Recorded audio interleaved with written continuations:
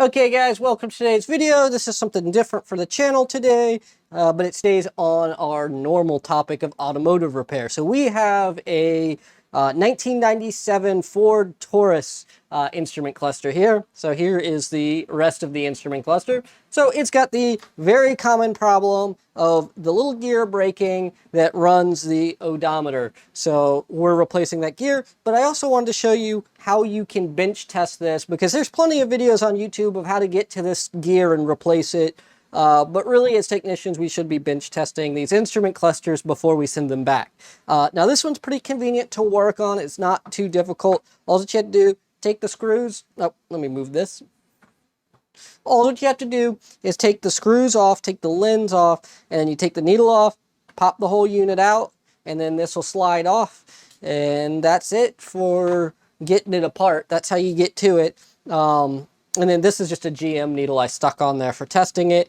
And you have two positives. So these are both the positives on this unit.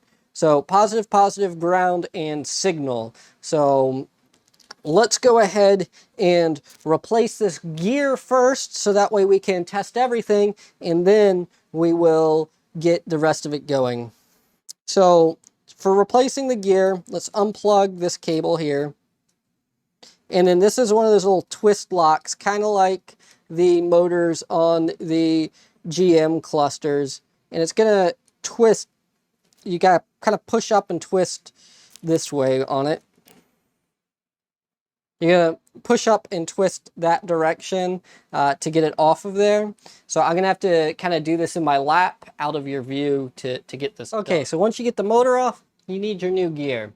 The gear, the part number for it is CC05-2. So that's your part number for it. I just order them off eBay to get them. They're nothing special. And then you get your gear pushed on there.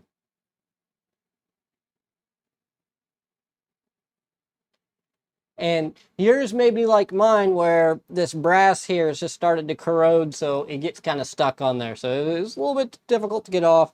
But yeah, these things just go on and come off one way, just like those air core motors on your typical GM pickups and all that.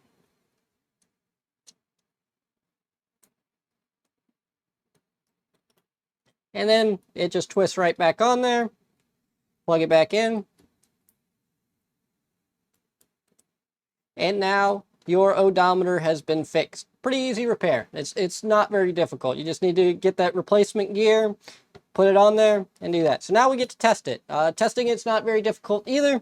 This is a pretty simple repair. Okay, so here we go. We got it running here. So what we have hooked up, as I mentioned at the beginning of the video, we have one ground, two positives, and one signal. And then the signal we also have to connect to ground so that we can do it. I'm using a square wave at 5 volts peak to peak, and this is currently running at 90 hertz to get it. So we will go a little bit higher here, speed it up some.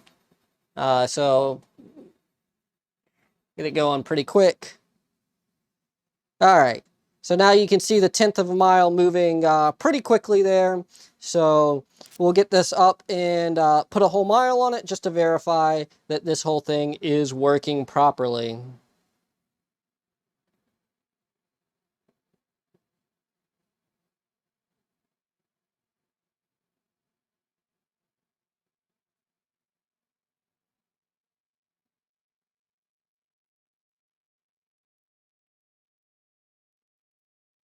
So there we go. We've now put 1 mile, and then let's go ahead and reset the trip. And yep, trip reset's working properly too. So we now have this thing completely working, so we can reassemble the instrument cluster at this time.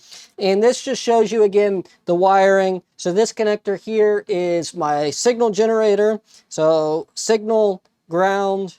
This is +2, +1. And that's at least how I work. You could go +1 there, whatever. And yeah, this is the power supply. And I was just running 12 volts DC to it, but 12 to 14 volts will work. All right, so for reassembly, let me get this out of the way. Put the faceplate back down. This guy lined back up on it.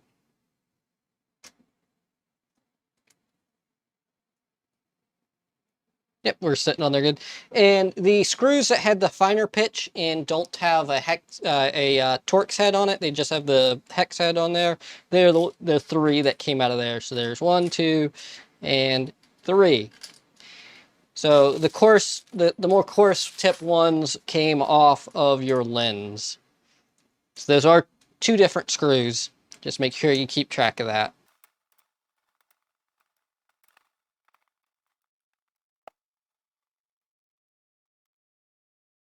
All right, guys, and don't judge me for using the tape method on these. I really just don't do enough of them, so, yep. I did tape it down to know where the needle came off at. So these are just like your GM air core motors where they're not like stepper motors. They do not home themselves to a position that you can just memorize the home position. They're air core motors, but when you power them up, they'll always go to a certain position when powered up. So that's what I've got here, is to power back up the motor and then put it on. I can't just shove this needle right on. And the way I do it, I have to have this thing propped up like this to power it up, so you're not going to be able to see me do it. But all that you do is apply the power to the same places. So battery, battery, ground. So positive, positive, ground is how you wire it up. And then that will put the motor into its home, and then you can just put it there. Well, you know, it's air core kind of home. So it'll just go there, and then verify it. You can't really see it from this angle because of the camera being kind of angled at it, but it is right on the money. So I'm not going to pretend to have already known this, but in my Facebook group that I post this stuff on, one of the members there pointed out that a 135 hertz on here is 60 miles an hour. So it is right on the money at 60 miles an hour if you're looking straight on at it like you should be. But obviously you're looking at an angle, so it looks more like 58 or 59. But that's just your angle. Best I could do with the desk and my camera to get you a straight on shot at it. But yeah, that's all there is to testing this. It's now completely working. We can see the odometer rolling, so it is back to working. And yeah, I don't feel like this person drove straight to the mechanic, so I don't feel bad putting a couple of miles on it for testing purposes. I really do need to verify that it's working, so you have to run it anyway. But that's really it. I really just wanted to show you how to power it up and how to change the gear in here. There's plenty of other videos on YouTube of disassembly and reassembly of this unit. So I hope you guys liked the video, and I'll see you in the next one.